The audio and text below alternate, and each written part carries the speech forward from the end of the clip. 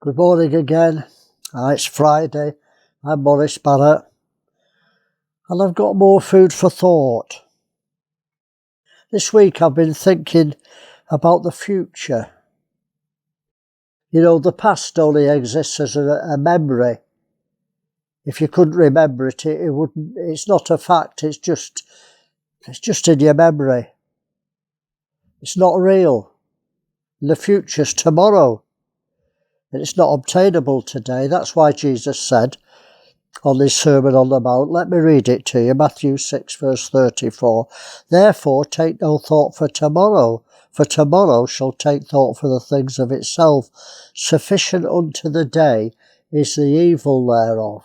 That last phrase, sufficient unto the day is the evil thereof. It'll take every bit of acumen, every bit of willpower, every bit of determination to live a holy and separate life for God today. Thinking about tomorrow or the past will stop you living today for Christ. You know, there's thousands of Christians who are preparing for these last days and the hard times that are coming upon the earth, when we won't be able to buy or sell. And they store food in underground bunkers or just in their own home, in cellars, and they're preparing for the things that will come on the earth. Well, I can understand that, because I believe fearful times will come on the earth. And to store is natural. That's a sensible thing to do. The problem is, the mind of Christ is diametrically opposed to the thinking of the world, and it's actually foolishness. To store is very wise to this world for tomorrow, but to a Christian it's foolishness, because Jesus said, don't store things on this earth, store things in heaven.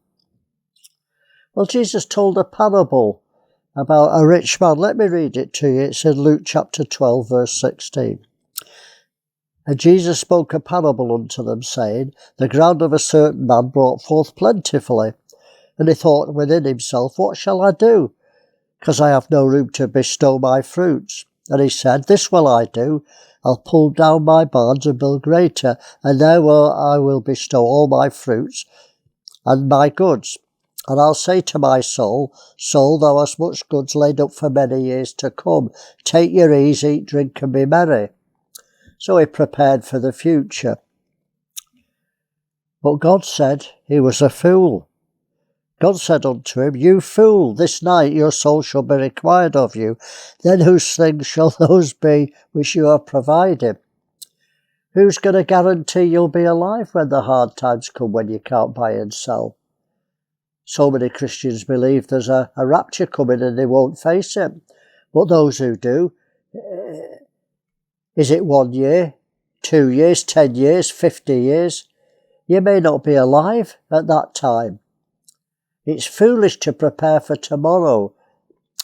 I know we have to get groceries for the week. I'm not talking about that. I'm talking about for the hard times. And this is what Jesus said. So is he, so is you, so are you or I, a fool, that lay up treasures for themselves and is not rich towards God. The man was preparing for tomorrow and God called him a fool. Well, I've already read Matthew, take no thought for tomorrow. Tomorrow will take thought for the things of itself. Well, there's Bible examples. What did Elijah do when the famine? Had he prepared for the famine? Did he store up? God knew. God told him there'd be a famine, so he knew. Did he prepare? No. He trusted God for the future. And what did God do? God provided a widow woman to feed him. And then God sent the ravens to bring him meat. Ravens are unclean birds, imagine that.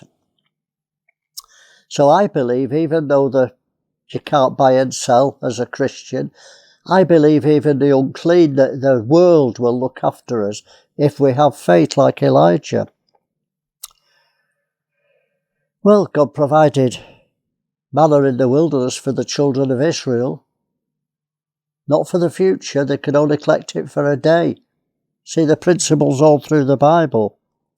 Well, I've proved that God will supply all your needs in Christ Jesus. When you need them, if you need them, not before. Joanna and I lived by faith for 40 years, trusting God for all our needs. Since the time that God told me not to earn any more money for the rest of my life. And with dozens of amazing testimonies of God's miraculous provision. And we've never asked for money. You don't have to beg. God will provide.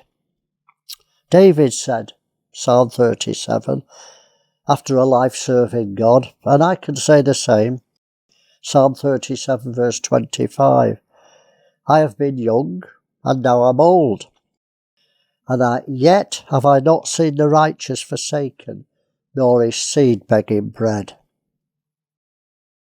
So if ever believers need faith for these last days, and the fearful times that are coming on earth, it's now. You know, it'll be too late when the test comes. Now's the time to build up your faith. Start trusting God now, and then you'll be prepared for tomorrow.